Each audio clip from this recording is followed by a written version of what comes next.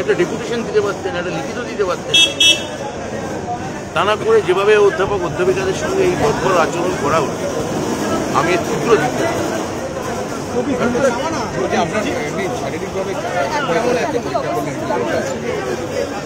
শারীরিকভাবে ঠিক আছে বললাম। আমার অনেক প্রফেসররা শারীরিকভাবে সত্যি আহত হয়েছে। আমার খোঁজ নেওয়ার আগে আমার যারা অধ্যাপক অধ্যাপিকা আছে তাদের আপনারা বাইট নিন, খোঁজ নিন, দেখবেন অনেকে সত্যিকার সিরিয়াসলি আহত। আমার যেটুকু বলা সংগঠনের প্রধান হিসেবে আমি সেইটুকুই আপনাদের বলছি। প্রচুর প্রফেসরকে আজকে মারা হয়েছে, শারীরিকভাবে নিগ্রহ করা হয়েছে। অগ্নিসংযোগ হয়েছে শিক্ষা বন্ধু সমিতির অফিসে, আপনার কনভয়ে বা তারপরেও থাকা একাধিক গাড়ি ভাঙচুর হয়েছে। আমার গাড়ি ভেঙে দিয়েছে, আমার সিকিউরিটি ধরে মেরেছে, অনেক আরো যারা গেছিলেন অনেকেরই সিকিউরিটি ছিল তাদের মেরেছে। আমি বারবার আমাকে উপাচার্য বলেছিলেন ক্যাম্পাসে পুলিশ ডাকার জন্য, আমি পুলিশ ডাকতে রাজি হইনি, কারণ আমার মনে হয়েছিল যে আলোচনার মাধ্যমেই কথা হতে পারে, কিন্তু এরা আলোচনা চাইছে, এরা প্রভোগ করতে চাইছে, এরা একটা নৈরাজ্য চাইছে। তা নৈরাজ্য যদি চান সেখানে তো আর কোনো তবে ডায়লগ হয় না। আমি সবাইকে বুঝতে পারি, সব মিলিয়ে মিশিয়েছি। এসএফআই কিন্তু আমাকে আলাদা করে দেখা করেছে এবং তারা আমায় ডেপুটেশন দিয়েছে।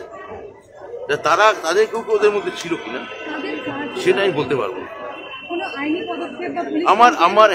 আমার ইতিমধ্যে অধ্যাপক সংগঠন মানে ওয়েব কৃপা তারা যাদবপুর থানায় গেছে।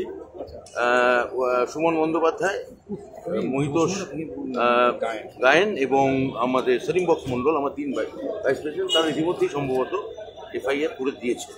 ধুমধুমার পরিস্থিতি হয়ে আছে এখনো যাদবপুরে। আপনি আসার পর যখন এখানে আসলেন এখনো পর্যন্ত অভিযোগ যে তাদেরকে বাধা দেওয়া হচ্ছে, আপনাদের বললাম তো আপনাদের যে কেন এটা করছেন ওটা আমি জানি না। মানে তৃণমূল কংগ্রেস যাদবপুরে যেতে পারবে না, ওয়েব কুপা একটা এজিএম করতে পারবে না, তৃণমূল ছাত্র পরিষদ সংগঠন করতে পারবে না। এটা কি গণতন্ত্র? আমি আজকে আমার বক্তৃতায় বলেছি এটা হিম্মত আছে যে বিজেপির শাসিত কোনো রাজ্যে গিয়ে কোনো বিশ্ববিদ্যালয় বিজেপি মন্ডলের অধ্যাপকরা যেখানে আছেন সেখানে কি এরকম অধ্যাপক বিজেপি অধ্যাপকদের গায়ে হাত দিতে, মন্ত্রীর গাড়ি ভাঙচুর করতে ওরা পারবেন? কারা আজকে গোটা রাজ্য দেখেছে কারা আজকে নৈরাজ্য চালিয়েছে এবং কারা ধৈর্য ধরে ওখানে বসেছে। আমি মুখ্যমন্ত্রী, আমার দলনেত্রী মমতা বন্দ্যোপাধ্যায়, আমি দলের একজন কর্মী। মমতা বন্দ্যোপাধ্যায় গণতন্ত্রে বিশ্বাস করেন, শান্তিতে বিশ্বাস করেন, স্থৈর্যে বিশ্বাস করেন। আমি স্থিরতার সঙ্গে ওদের কথা বলতে চেয়েছিলাম, কিন্তু ওরা কথা বলতে চাননি, ওরা নৈরাজ্য চেয়েছিল, কলগাহীন একটা সন্ত্রাস চেয়েছিল। এটা খুব উদ্বেগজনক। এটা কি পরিকল্পনা মাফিক? বলতে পারবো না ওদের পরিকল্পনা ছিল কি ছিল না। মোহাম্মদ সেলিম কি বলছেন না বলছেন আমাদের কিছু দরকার নেই, কেননা সেলিমের বক্তব্য পার্টি সিরিয়াসলি নেয়, আমাদের এখানে নেওয়ার কোনো দরকার নেই। আর উনি তো চান যে তৃণমূলের মন্ত্রী বা তৃণমূলের অধ্যাপক অধ্যাপক নিগৃহীত হন। সব তাহলে অধ্যাপক অধ্যাপিকারাও তাহলে বানিয়ে করছে, সবাই নাটক করছে।